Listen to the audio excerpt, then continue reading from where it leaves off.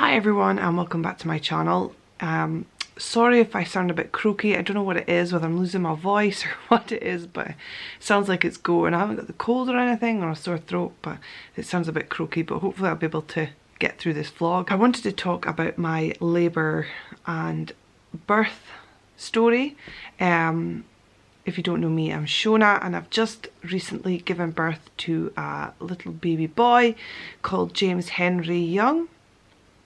He was 9 pounds 1.5 ounces and measured 57 centimeters long, so a very long baby. And I just wanted to speak about how the labour was. I wasn't sure what I was going to do about filming during the labour or anything like that. I wasn't sure I felt comfortable with it. I'm not sure I would have felt comfortable with my family watching it or anything like that. So I wasn't sure how I was going to do it, but in the end I decided not to film, and to be honest with you, I am so glad, because it was absolutely horrific. I don't really want anything to remind me of that day apart from the fact I don't want any more children. I am absolutely done. We are complete. We've got one boy and one girl and we are happy. So I'll just get on at how it started. I think I was 41 plus 6, getting a bit, no, 40 plus 6, sorry. I was 40 plus 6, just getting really fed up. I'd been told for so long I was so low, baby was going to come early. I tried everything. I tried all the usual long walks, hot curries, you know, things like that to get him shifted, and he was not budging. So I was getting really fed up. I'd had a sweep and I'd had another one booked for the day that I went into labour, and my induction was booked for 4 days after, something like that. So I was just getting absolutely fed up. I hated my pregnancy. I don't like being pregnant. Obviously the end result is what it's all about, to get this brand new baby, a child. Always wanted 2 kids. So I was just so fed up, and I remember trying lots and lots of things to get things moving, but nothing worked. And I was always like, every night go at my bed going, right, it's gonna happen tonight, it's gonna happen tonight, and nothing would happen. And in the morning I'd wake up and, you know, still no baby, and it was like, oh, this is so frustrating.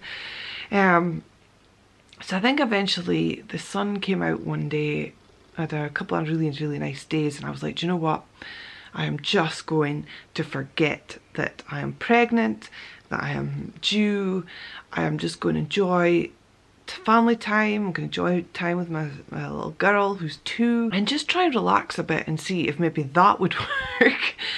And I guess maybe it did. Maybe just forgetting about it and letting nature take its course, things started up. So I went to my bed. It would have been the Monday night. Went to bed as normal, nothing different, and I hadn't been sleeping very well. I had quite bad hip pain, so getting comfortable and sleeping for long periods of time, obviously in between going to the toilet, wasn't very comfortable. Fell asleep, and I think I woke up about 2 o'clock, and I think I went to the toilet, and I think my daughter was stirring, and I went into her room, gave her a dummy back and just settled her back down, and that was fine. It was no issues at all.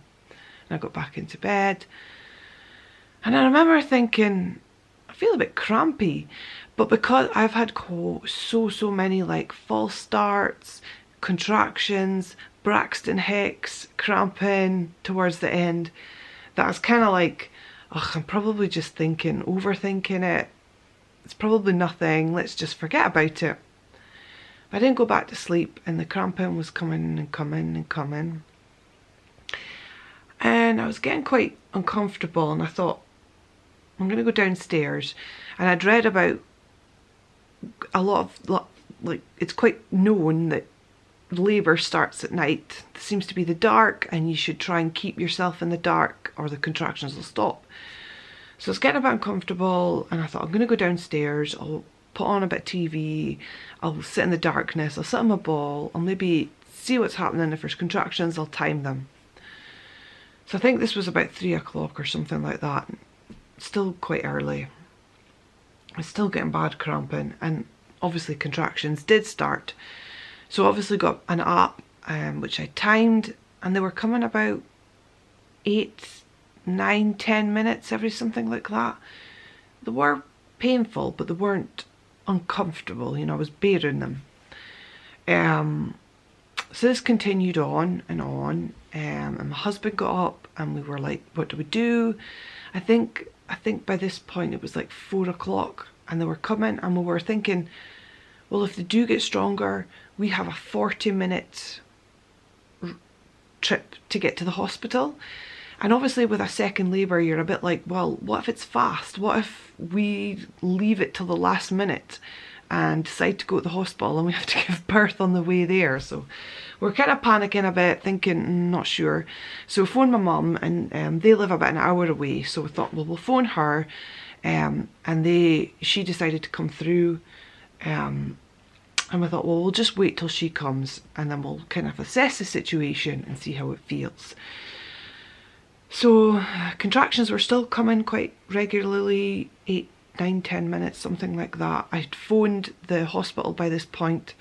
I'd made them aware, and they were happy. Just said, if you're happy enough, just stay there. When you're coming in, just give us a phone.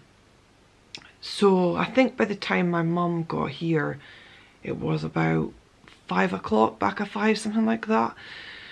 And I think we were kind of like, well, we don't really want to leave it any longer. My mum's here now. Olivia's looked after. She's fine. She's safe. We could maybe just head up, make our way up. We'll see what's happening. And if we need to come back, we'll come back. So we made our way up. Contractions were still coming quite regularly. I phoned the hospital. I told them I was on my way. I think I did maybe say they were 6, 7 minutes apart at this point, whereas they were probably maybe 8, 9 minutes. But as I say, it was more just because we had this long car journey. We didn't want to be like caught in halfway there and find that my waters had gone, or suddenly baby was coming. So we got to the hospital. It was absolutely dead. Unfortunately, the hospital has been downgraded to midwife led, and there was just no patients that night. So I think they were happy to get some people in to do some work. So a midwife checked me out, took all my vital signs, checked my pee, took my blood pressure, checked the baby's heartbeat. Everything was fine. There was no problems there. And then she examined me, and I was 2 centimeters dilated, and so far effaced, but I can't remember how far. And she did a sweep, and she said she was happy for us, because it was really, really quiet, they were happy for us to give us a bed, see how things progressed, and we could just stay as long as we wanted. So that's what we did. They gave us a bed. We were in a room by ourselves. There was other beds, but there was only us in it. And I just knew that I didn't want to move. Like, I didn't want to lie on the bed. So I was like going for walks up and down the hallway. We were I was bouncing on the ball. I was consistently walking, you know, just like constantly moving. I wasn't sitting down, obviously on the ball, but I wasn't like sitting down on a chair or lying on the bed. I was just like, I want to keep moving, I want to keep active, I want to keep these contractions going, because if this is it, thank God. So I kept going and going, and we went on a walk and things like that, and they were still consistently coming. I think they were starting to sort of like get closer together, but it was a very, very slow process. Very, very slow process. Sorry, I can really feel my throat going, so I'll hopefully be able to get through this. I think by dinner time we were like, will we just go home? Because it's so slow. We could wait another 5, 6 hours and still nothing could happen, or we might not even be closer. But at the same time, we was like, it's a long way to go all the way home to find something did happen, and then we had to drive all the way back. And we just didn't know what to do. We couldn't make up our minds. I just didn't know. I was really, really undecided. And Craig mentioned about maybe getting checked over again, and they were happy to do that. They said it was entirely up to us. So we got checked again. I think this was about 12 o'clock. And we were, based on that, we were going to make a decision whether we would go home if anything had happened, if nothing had happened, or we would stay if things had progressed a bit. So they checked me over, and I was now 3 centimetres dilated, and I had my cervix had effaced quite a bit, so it was like 0.5 or something. So I think things seemed to be moving in the right direction. So I think we were like, well, if we go home, we're probably just gonna have to come back again. Don't really want to go home and be sitting having contractions in front of Olivia. My mum's there, she's fine, there's no panic. The midwives were more than happy for us to stay. We could leave and go and come as we pleased. We didn't have to take like bags away or anything, we could just leave them there. So we thought, right, that's what we'll do, we'll just stay. So again, didn't really sit down. I think at one point I was feeling really tired, and I did lie down on the bed for half an hour. I was just feeling so exhausted, because obviously I've been up since 2 o'clock. So I did have a little a little nap. So as the afternoon progressed, continually kept walking, bouncing on the ball. The contractions were starting to get closer together. I think they were about 4 to 6 minutes apart by about 4 o'clock. And the contractions seemed to be like, I don't remember this with Olivia, but contractions seemed to be in my hips, like right at the side of my hips. It's just like, as they came on, it was just like squeezing tight, and so much pressure, and I just felt like they were being pulled apart. It was awful. So by 4 o'clock, I was starting to get in a lot of pain. The contractions were coming thick and fast. I think at one point I had like 3 and 5 minutes, and I was like, oh my God, what is going on? I was starting to like make noises, obviously because I was in a lot of pain, you know, like, obviously I was quite distressed.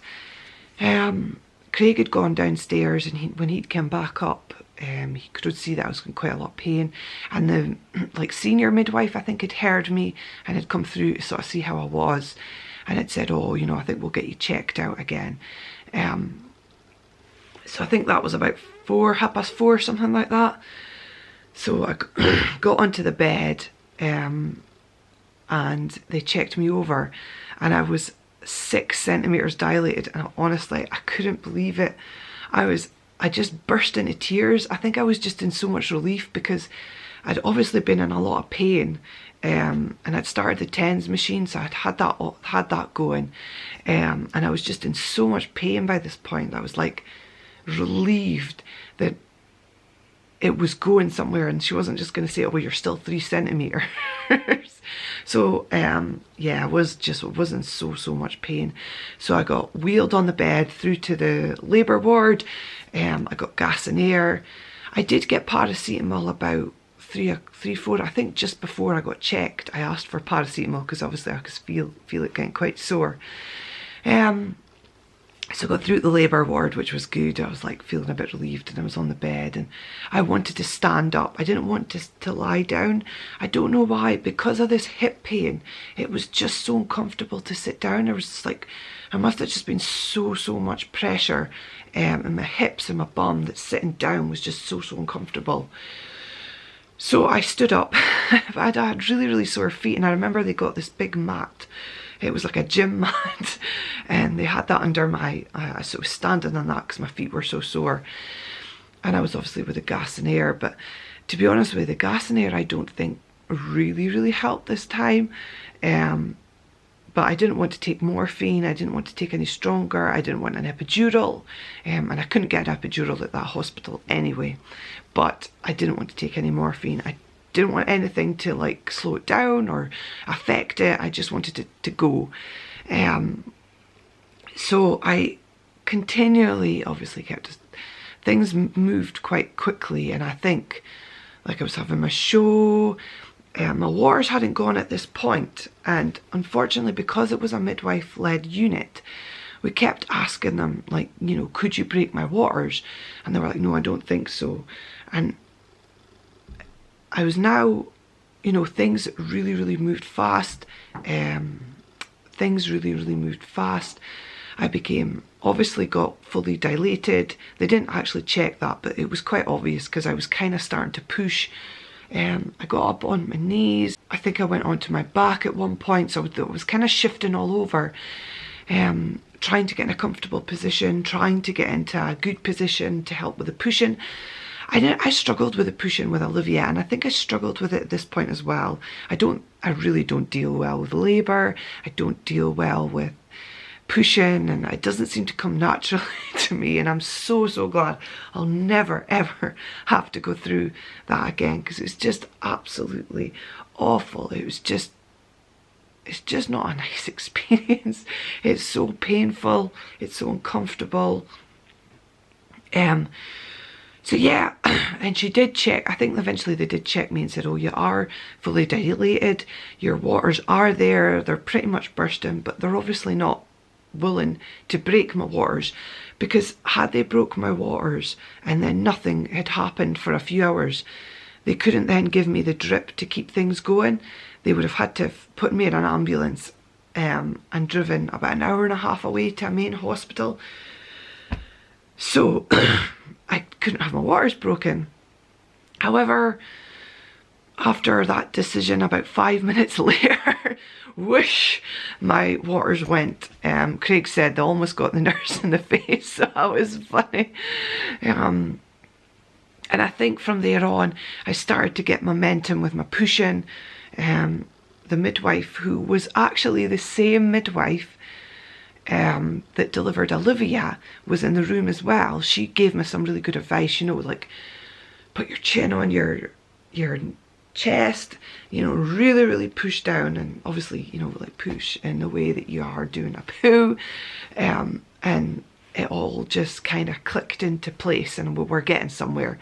And finally the midwife said, oh, we can see the head now. And Craig was amazing. I really cannot fault Craig at all. He was such a good support. I definitely couldn't have gone through it without him. It was just so uncomfortable, as I say, because it was so on my hips. It was just so uncomfortable. So yeah, the head finally came, and I don't remember. I remember people speaking about this ring of fire when the head comes, or you know, when the head comes out, and I don't remember that with Olivia at all. But by God, I knew about it this time. It was the most uncomfortablest thing ever. But once the head was out, I think I was like one more push, and he just came out, and that was it. And it was just like, oh, so great, so happy. He was here, and I just remember them lifting him up, and he was just arms and legs. He was just so long. He was just, oh. I've forgotten to mention that when we got in, they were concerned. They thought it was a bit strange that I'd put on 4 or 5 stone in this pregnancy, because they didn't think they thought that it didn't look like I'd put on 4 or 5 stone, and they were concerned that it was maybe a missed big baby. But they spoke to the consultant, and the consultant was happy enough to let me go ahead and, you know, have the labour, because I'd had a big baby before. Olivia was 8 pounds 13, and he wasn't concerned at all.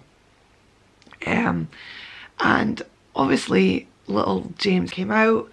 He was putting on that. He was very long. He was 57. I think he's just over 57. I'm not sure the exact number, but over 57 centimetres long.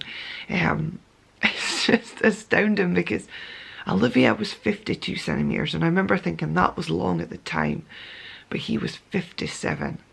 He's just like, there's nothing of him. He's all skin and bone. Because he was only £9 1.5 ounces, so it's only a couple more pounds heavier than his sister, so he really wasn't that big. It really was the length. No wonder I was so big, and by the end, he obviously had no space at all. He was just so cramped. He must have just been all like, ugh. I'm surprised he made it as far as did, considering how long he was. So yeah, they put him on me, did skin to skin. He was absolutely covered in vernix. I like clarted in it.